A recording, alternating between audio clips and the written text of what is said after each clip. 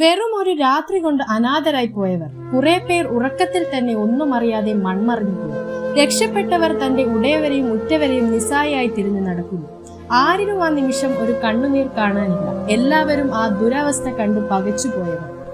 എന്തു ചെയ്യണമെന്നറിയാതെ ഉള്ളിൽ പൊട്ടി പിന്നുന്നവർ. ഇതിന് ശരിക്കും കാരണക്കാരാര്? ദുരന്തഭൂമി സ്വയം വരുത്തിവെച്ച വിനയോ? നിർണായക പാരിസ്ഥിതിക ശുപാർശകൾ നടപ്പിലാക്കുന്നതിൽ കേരള സർക്കാരിന്റെ വീഴ്ചയാണ് വയനാട്ടിലെ ദുരന്തത്തെ മനുഷ്യനിർമ്മിത ദുരന്തമെന്ന് പശ്ചിമഘട്ട പരിസ്ഥിതി വിദഗ്ധ സമിതിയുടെ ചെയർമാനായിരുന്ന പരിസ്ഥിതി ശാസ്ത്രജ്ഞൻ മാധവ് ഗാഡ്ഗിൽ വിശേഷിപ്പിച്ചു. തീവ്രമായ കാലാവസ്ഥ വ്യതിയാനങ്ങൾക്കിടയിൽ ഇത്തരം ദുരന്തങ്ങൾ തടയാൻ രൂപകൽപ്പന ചെയ്ത പാനലിന്റെ മാർഗനിർദ്ദേശങ്ങൾ പാലിക്കാത്തതിന് ദ ഹിന്ദുവിനോട് സംസാരിക്കവേ ശ്രീ ഗാഡ്ഗിൽ സംസ്ഥാന സർക്കാരിനെ വിമർശിച്ചു. ചൊവ്വാഴ്ച പുലർച്ചെ വയനാട് ജില്ലയിലെ മുണ്ടക്കൈ, ചൂരൽമല, അട്ടമല, നൂൽപ്പുഴ എന്നിവിടങ്ങളിൽ വൻതോതിലുള്ള ഉരുൾപൊട്ടലിൽ വലിയ പ്രദേശങ്ങൾ അവശിഷ്ടങ്ങൾക്കിടയിലായി.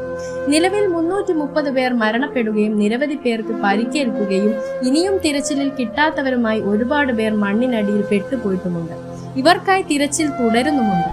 പാനലിന്റെ റിപ്പോർട്ട് ഈ പ്രദേശത്തെ പാരിസ്ഥിതിക സംവേദനക്ഷമതയുടെ 3 തലങ്ങളായി തരംതിരിച്ചിട്ടുണ്ടെന്ന് മിസ്റ്റർ ഗാഡ്ഗിൽ എടുത്തു പറഞ്ഞു.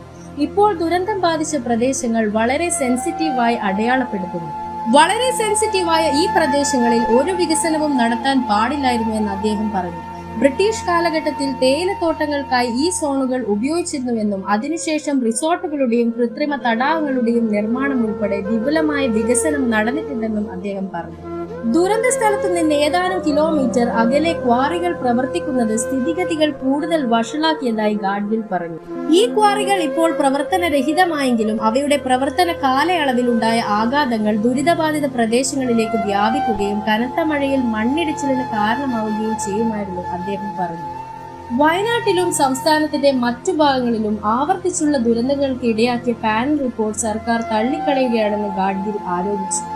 ഇക്കോ ടൂറിസത്തിന്റെ മറവിൽ കെട്ടിടങ്ങളും അടിസ്ഥാന സൗകര്യ വികസനവും നടത്തി ദുർബലമായ പരിസ്ഥിതിയെ ശല്യപ്പെടുത്തിക്കൊണ്ട് ഈ പ്രദേശത്തെ ഒരു വിനോദസഞ്ചാര കേന്ദ്രമാക്കി മാറ്റാൻ അടുത്തിടെ ഒരു വ്യവസായി നിർദ്ദേശിച്ചു. ഒരു പരിപാടിയിൽ പങ്കെടുക്കാനെത്തിയ മുഖ്യമന്ത്രിയുടെ സാന്നിധ്യത്തിലായിരുന്നു ഇത് എന്ന് അദ്ദേഹം പറഞ്ഞു. റിപ്പോർട്ടിലെ ശുപാർശകൾ നടപ്പാക്കാൻ സംസ്ഥാന സർക്കാരിന്റെ ഭാഗത്തു നിന്ന് ഗൗരവമേറിയതും ക്രിയാത്മകവുമായ നടപടികൾ ഉണ്ടായില്ലെങ്കിൽ കാലാവസ്ഥാ വ്യതിയാനം മൂലം തീവ്രമായ മഴയും വരൾച്ചയും ഉണ്ടാകുന്ന ഇത്തരം ദുരന്തങ്ങൾ ആവർത്തിക്കുമെന്ന് അദ്ദേഹം മുന്നറിയിപ്പ് നൽകി. സർക്കാർ റിപ്പോർട്ട് ഗൗരവമായി എടുത്താൽ മാത്രമേ ഇത്തരം ദുരന്തങ്ങൾ ഒഴിവാക്കാനാവൂ എന്ന് ഗാഡ്ഗിൽ കൂട്ടിച്ചേർത്തു. വീഡിയോ ഇഷ്ടമായെങ്കിൽ channel like, share and subscribe ചെയ്ത് സപ്പോർട്ട് ചെയ്യുക. കൂടാതെ അടുത്തുള്ള ബെൽ ഐക്കണിൽ ക്ലിക്ക് ചെയ്ത് വരും വീഡിയോസിനായി കാത്തിരിക്കുക.